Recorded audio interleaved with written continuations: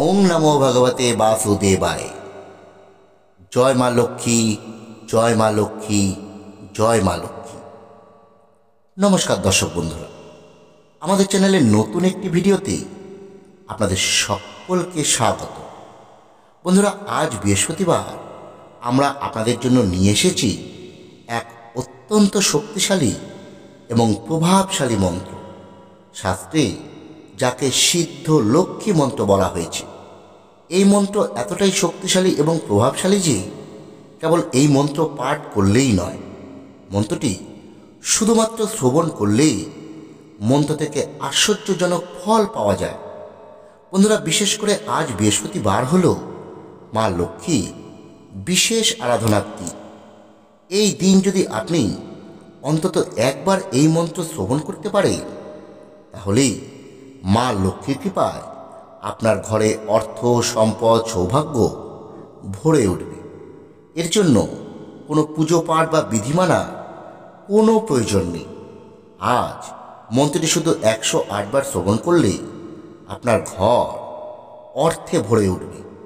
এটি আমাদের শাস্ত্র অনুসারে অত্যন্ত ফলদায়ী একটি মন্ত্র। এই মন্ত্র অর্থনৈতিক উন্নতি, ব্যবসায় বৃদ্ধি এবং পারিবারিক সুখের জন্য একটি কার্যকরী মন্ত্র। বিশেষ করে যাদের জীবনে আর্থিক টানাপোড়েন চলছে বা যাদের ঋণগ্রস্ত অবস্থা, তাদের জন্য এই মন্ত্র শ্রবণ করা বা পাঠ করা মা লক্ষ্মী আশীর্বাদ স্বরূপ। তাই বন্ধুরা, আজকে আমাদের এই ভিডিওতে দেওয়া মন্ত্রটি আপনারা পুরো 108 বার শ্রবণ করুন এবং আপনার নিজের ভাগ্যের পরিবর্তন নিজের চোখেই দেখুন। তাহলে আসুন বন্ধুরা, আর কথা বেশি না বাড়িয়ে আমরা এবার শ্রবণ করি সেই সিদ্ধ লক্ষ্মী মন্ত্র। ওং শ্রীং হ্রিং ক্লিং শ্রী সিদ্ধলক্ষ্মী নমঃ। ওং শ্রীং হ্রিং ক্লিং শ্রী সিদ্ধলক্ষ্মী নমঃ। ওং শ্রীং হ্রিং ক্লিং শ্রী সিদ্ধলক্ষ্মী নমঃ।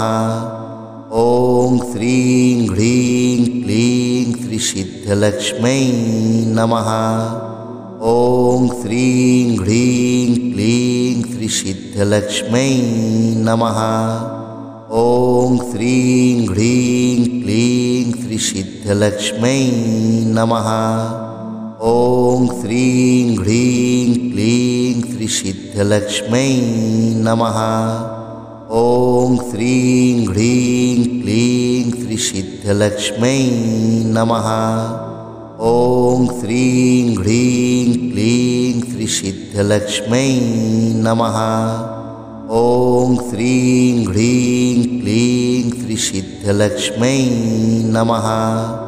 ওং শ্রীং হ্রিং ক্লিং শ্রী সিদ্ধলক্ষ্মী নমঃ। ওং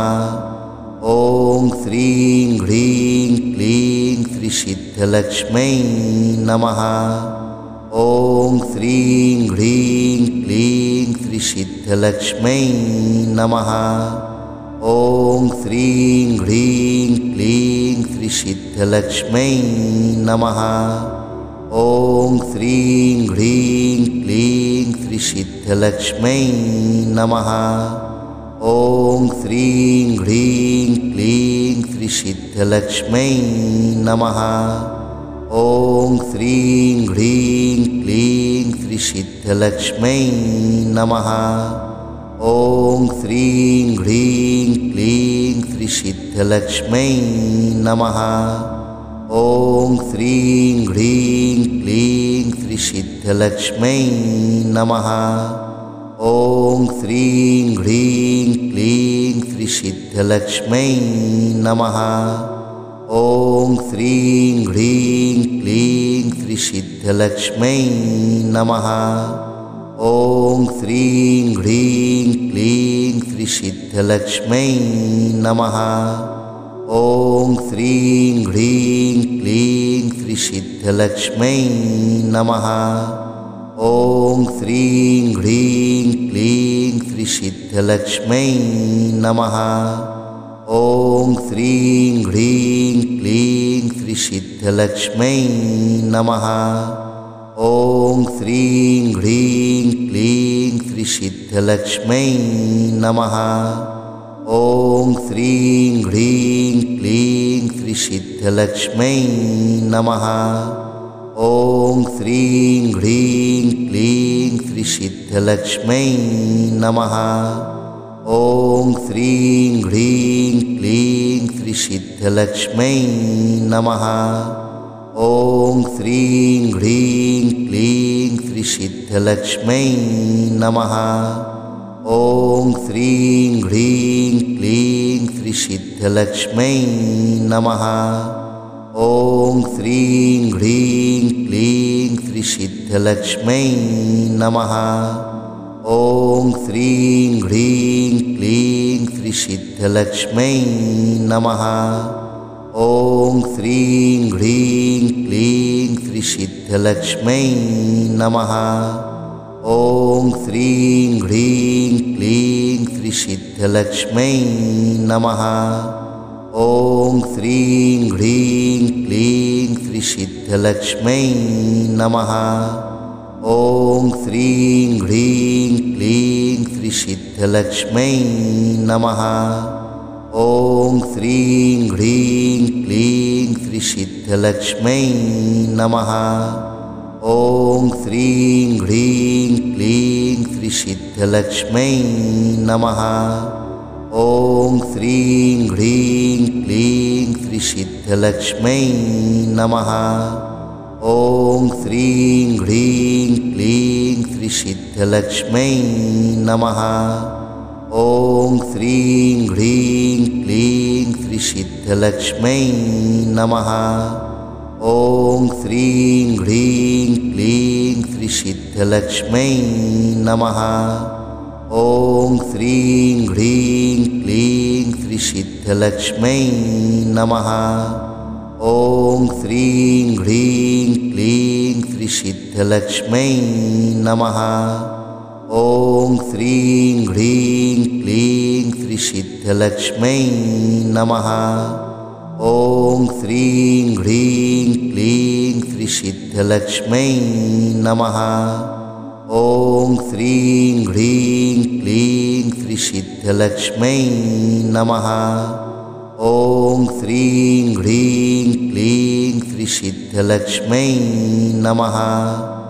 ॐ श्रीं ह्रीं क्लीं श्रीसिद्धलक्ष्मै नमः।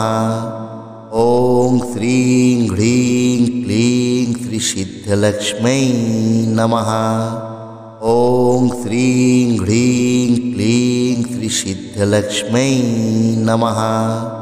ॐ श्रीं ह्रीं क्लीं श्रीसिद्धलक्ष्मै नमः।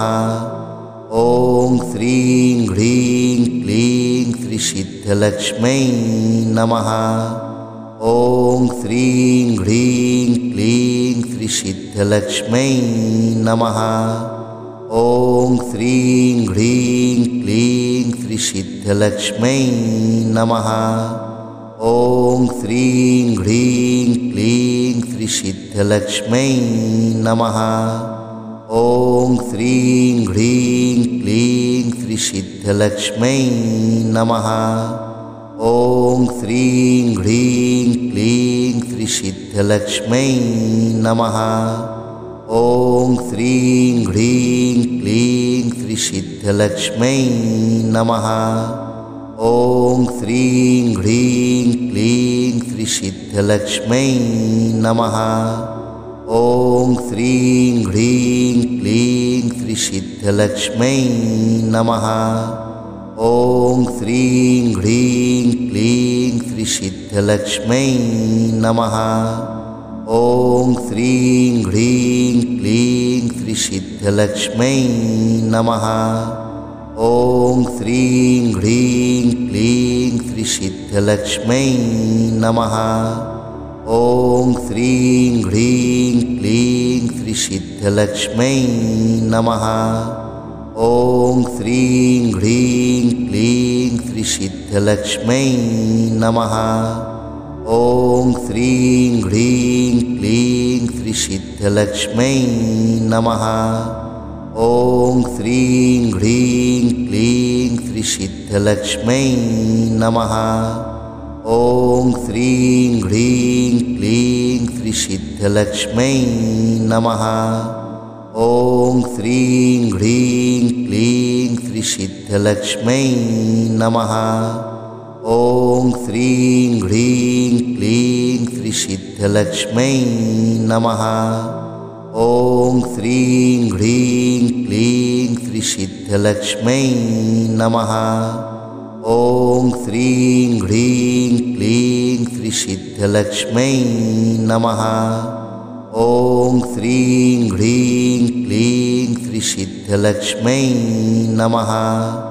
ॐ श्रीं ह्रीं क्लीं श्रीसिद्धलक्ष्मै नमः। ॐ श्रीं ह्रीं क्लीं श्रीसिद्धलक्ष्मै नमः। ॐ श्रीं ह्रीं क्लीं श्रीसिद्धलक्ष्मै नमः। ॐ श्रीं ह्रीं क्लीं श्रीसिद्धलक्ष्मै नमः। ॐ श्रीं ह्रीं क्लीं श्रीसिद्धलक्ष्मै नमः। ॐ श्रीं ह्रीं क्लीं श्रीसिद्धलक्ष्मै नमः। ॐ श्रीं ह्रीं क्लीं श्रीसिद्धलक्ष्मै नमः। ॐ श्रीं ह्रीं क्लीं श्रीसिद्धलक्ष्मै नमः। ॐ श्रीं ह्रीं क्लीं श्रीसिद्धलक्ष्मै नमः।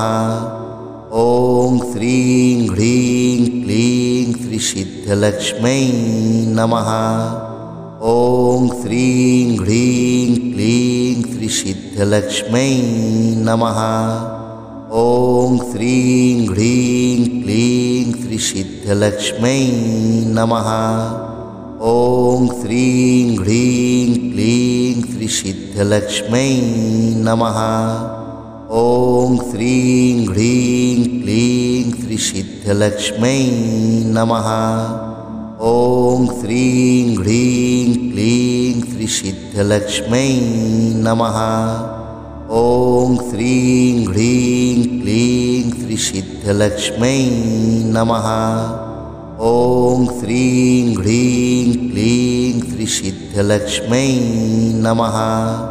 ॐ श्रीं ह्रीं क्लीं श्रीसिद्धलक्ष्मै नमः। ॐ श्रीं ह्रीं क्लीं श्रीसिद्धलक्ष्मै नमः। ॐ श्रीं ह्रीं क्लीं श्रीसिद्धलक्ष्मै नमः। ॐ श्रीं ह्रीं क्लीं श्रीसिद्धलक्ष्मै नमः। ॐ श्रीं ह्रीं क्लीं श्रीसिद्धलक्ष्मै नमः। ॐ श्रीं ह्रीं क्लीं श्रीसिद्धलक्ष्मै नमः। ॐ श्रीं ह्रीं क्लीं श्रीसिद्धलक्ष्मै नमः। ॐ श्रीं ह्रीं क्लीं श्रीसिद्धलक्ष्मै नमः। ॐ श्रीं ह्रीं क्लीं श्रीसिद्धलक्ष्मै नमः। ॐ श्रीं ह्रीं क्लीं श्रीसिद्धलक्ष्मै नमः। ॐ श्रीं ह्रीं क्लीं श्रीसिद्धलक्ष्मै नमः। ॐ श्रीं ह्रीं क्लीं श्रीसिद्धलक्ष्मै नमः।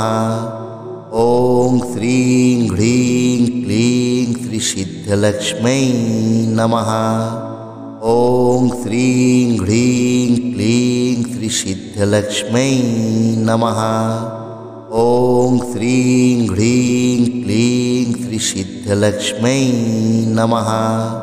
ॐ श्रीं ह्रीं क्लीं श्रीसिद्धलक्ष्मै नमः।